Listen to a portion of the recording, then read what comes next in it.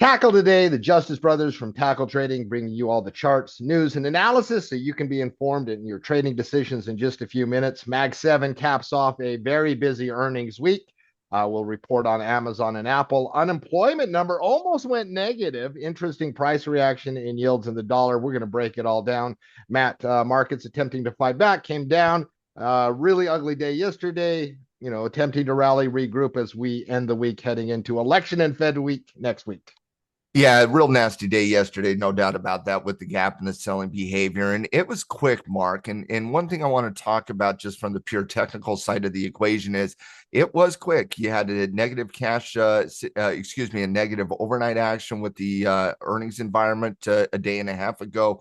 The aggressive sell-off at the very beginning of the session, then a little bit of a sell-off at the very end of the session. You had those hour and a half, 2 hours of time period throughout the day yesterday that was just really, really nasty, quite frankly. But after the market closed yesterday, you really haven't seen any of that volatility. And that was an open question that we were debating yesterday in the Traders Lounge. Was this a volatility pocket, or was this something else? A volatility pocket meaning there was just a singular moment in time violating a short-term support level. Market got out of control for a couple a day or two, for example, and then you kind of smooth it out and find a little bit more quality air. The simple reality is we don't know that yet. What we do know is we didn't see more volatility from the day before. We are now moving on from that conversation, and that's not abnormal when it comes to earnings season, and specifically this week, Mark. This week, we were expecting volatility. We got volatility. Now it's a matter of, do we see further? Do we see continuation of breaking support? Do we see further negative data in the market? As of right now, 24 hours later, we are not seeing that, but we're not, again, an improving condition is just that. And we need to respect the technical side of the equation for just that, an improving condition here. But once again, this is a story as old as time when it comes to the market. When you look at the current pricing on the market, you're talking about the market being on the 9-weekly. You're also talking about yesterday how the market hit the 50 daily moving average. And so you have a support battle going on right now between the 50 daily and the 9-weekly. Those are good levels of support to anchor against. And it wouldn't be surprising to me if this was kind of the low price in that volatility moment. However, on the flip side, you also are underneath the 9 EMA mark, and you know how much we anchor against the 9 EMA, acting as a short-term resistance or a support level. So when you're in this environment where you're underneath the 9 EMA, underneath the 20 SMA, but above your longer duration moving averages that are acting as a support level, you need to see a little bit of consolidation here. A little bit of consolidation goes a tremendous amount, a long way. And especially as you're talking about the next few trading sessions in the market. Earnings continues next week, but you got two major events next week that we all know about. The election, number one, on Tuesday. Obviously, the market's going to be a little bit sensitive around Tuesday, Wednesday pricing. And then on Thursday, you get the central bank announcing monetary policy with further cuts. And so the murder's row of data continues into next week. But now we're starting to see exactly, okay, where are the battle lines in the market? And that's an important part of the storyline in the market as well. Yeah, I know. And getting over to the economic data, if you had on your bingo card having the worst unemployment report in years and yet yields pushing up strong, you would have been called crazy a year ago, but that's exactly what's happening this morning. Big miss on unemployment on the headline number, Matt. Now there's a lot of and the BLS actually talked about this, saying like, listen, the hurricane impacted this. Fed officials like Waller had pointed to saying, hey, you might get a weak number because of hurricane related, because of strike related numbers. That's exactly what came out. Real weak number. I think it was the weakest since January of 2021. And weak number, but you're seeing yields climb. In fact, the 10-year is above 4.3 because, well, there were a couple inflationary readings today. The average hourly earnings beat expectations. The ISM manufacturing prices beat expectations handily. And so those inflationary readings seem to be impacting yields more than anything else than the raw number. What was your take on the economic data this morning? My take on the economic data has been my take all week on the economic data. It doesn't matter in the week of earnings, but I will say this on the very weird labor market week we had this week. ADP on Wednesday, 233 against a 110 forecast. Today with the unemployment rate stays at 4.1%, even though you had 12K versus 106K expectation, with last month being 223K. Obviously, those are some radical misses and beats here this week. In general, how I take this is kind of how you took the data here today from a actual rate versus the pricing versus the average hourly earnings. You take it as a net wash because you know there's context for the labor market this week. The context is the hurricanes from the previous month. That is the context. Well, that's the bad news. Where's the good news? The good news is that average hourly earnings, which is outpacing expectation and currently outpacing inflation, average inflation rates as well. And so my take was just it was a weird week. It was a weird week, both from a earnings perspective and an economic perspective. But from the economic perspective, I think you can understand it just simply from a net wash, having some positive, some negative. But with the context, I think it's difficult to understand exactly where the true benefits or damages in the labor market right now. Yeah, next week's going to be a light week with the election and Fed meeting in focus. Both of those events are going to be circle the calendar events. We'll talk about them on the podcast with a little election preview that we do this weekend. Matt, Mag 7, 5 companies. The themes, the general numbers, I'm pretty happy. No negative themes for me. That's the biggest thing as a cash flow trader. But it was a pretty healthy week despite the headlines that we saw yesterday trying to explain causality. What were the raw numbers on Apple and Amazon this week, today? Yeah, later on today in the Tackle Trading newsletter, I'm going to do a complete update on the earnings side of the equation and the earnings update from a macro perspective. What is blended growth? How did these, Mag 7 components this week, very important companies to the market, how did it impact blended growth? How did the 167 companies that reported this week impact those macro measures of EPS beats and percentage of EPS? The veracity of the EPS beat versus revenue handles, how many are beating that versus year over year expectations and whatnot. So we'll have a macro update in the newsletter, as well as obviously a fresh bull quick hits and bear quick hits, kind of identifying the best and the worst of the earnings environment this week. In general, when you're looking at today's landscape, not nearly as large as kind of the overall landscape of the last 2 days, but a couple really important leadership companies here today: Apple, Amazon, and then you got really kind of the leadership out of the energy space with ExxonMobil. You also had Chevron reporting here today as well. Let's start with Apple, as Apple first and foremost comes in with beats on both EPS and revenue. EPS came in at 164. That's a 10% beat against expectation. Revenue also clipped the expectation, although slightly it did clip the expectation and was up 6% year over year. iPhone revenue was up 6%, surpassing expectation. Services revenue was up 24.97. That's up 12% year over year, but was a slightly below expectation type of thing.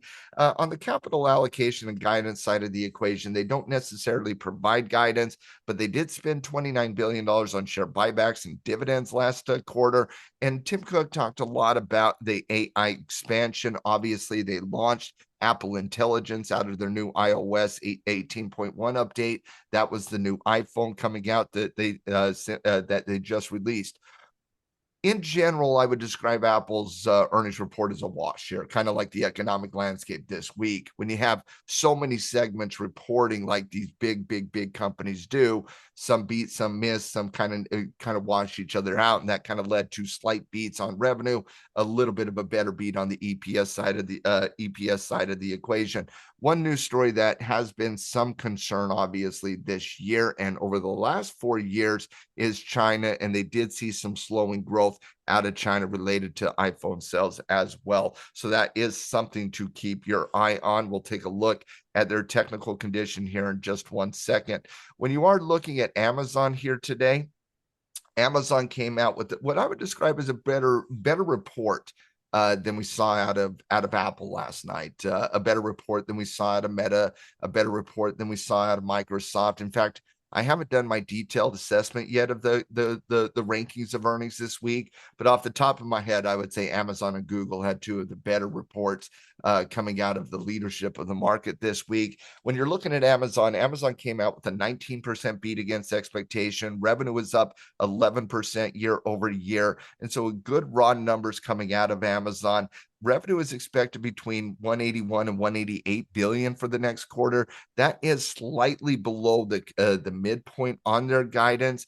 Now, one thing you always have to keep an eye on when it comes to Amazon, when it comes to Microsoft, when it comes to Google, when it comes to these big companies, it is cloud growth. Cloud growth is a very important metric. AWS was up 19% year over year. I do think you take that as a slight miss against where the other competitors are. Azure out of Microsoft was at 33%. Google's cloud was at 35%. Azure's at 19% in terms of year over year growth. So I think you could look at that as a little bit of a negative, but from a raw numbers perspective, it's a decent report coming out of Amazon. And then ExxonMobil just kind of kicked off the leadership out of energy here today. They reported 192. The expectation, depending on how you see the expectation, I have them as a slight beat. I know I have written down as a slight miss because technically speaking, there are different expectations out there in terms of Wall Street expectations, but it was a slight beat in my estimation. Revenue was a little bit of an issue, but we've seen that issue with other energy components. Crude oil year over year slightly down. That's obviously going to impact the revenue streams coming out of the energy companies. And we did see that with ExxonMobil a little bit here today. We saw it with Chevron just a little bit as well. Saw it with a few other earnings reports coming out of energy earlier in the earnings season. Let's just take a quick peek at these technical charts very quickly. Apple with a little bit of a gap down on their mixed report here, really battling that 220 level. There's really nothing to see here on Apple as of right now. Certainly, if you're an investor, you want it to start holding support, but at the end of the day, you had a failed breakout with a loss of momentum and trend, and then you gave up support. That is not the best look in the short term. Going to have to reassess Apple when it comes to the directional nature of it, as it does settle in a little bit more than currently. When you're looking at Amazon right now, the opposite picture here. Amazon breaks right into resistance.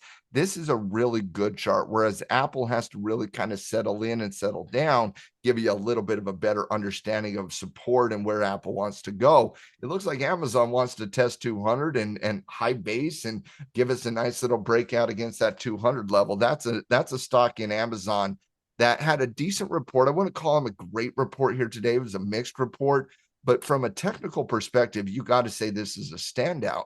You got to love that 200 level. It's a multiple time frame resistance level, and we're certainly going to keep our eye on that at Tackle Trading.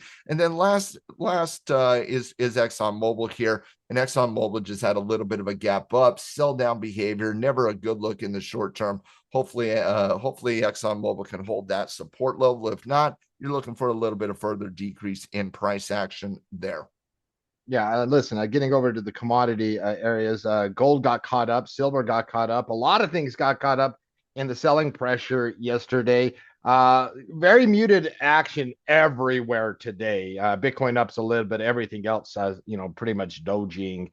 But you do have the dollar and yields. Dollar not as strong as yields. Yields are very, very strong today. They haven't been a story this week. We'll see if that is in a story The post dollar's election. more accurate than yields on that conversation. It was a mixed day here today, and you're having a little bit of a mixed price action on the dollar in my estimation. But in general, a little bit of a pullback here, trying to fight back up into resistance on the dollar. You're absolutely right, though, when you're looking at gold here, just kind of shaking off a little bit of the volatility yesterday. You'd definitely like to see a little bit of a doji after a big heavy selling pressure day yesterday in gold, but that's just a slowing momentum candle. When you're looking at silver, volatility everywhere on silver. It's very difficult as of right now from a charting perspective. You look at the last 3 trading sessions, that has not been fun when it comes to silver. Big up and then 2 big down. Now you're talking about a choppy test against support. What I'll say on silver here is it can get cleaned up, but it has to slow down.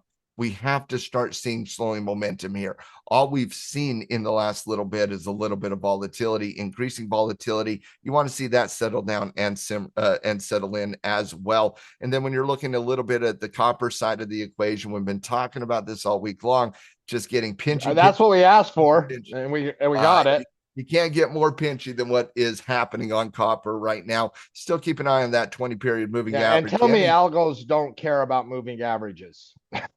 No, no, but what I will say is you got to have a close. Obviously, we're testing above the 20 here. We've been anchoring against the 20. Now let's talk a little bit about confirmation. Confirmation is a close above that level. That's what you're looking at on the copper side of the equation. And that's what we have for tackle today, Chucky, if you want to send us out. Yeah, listen, we're going to be releasing the tackle trading newsletter later today. Be sure to check that out if you're a pro member. And if you're not a pro member and you want that world-class analysis, go to tackletrading.com, sign up for that 15-day free trial.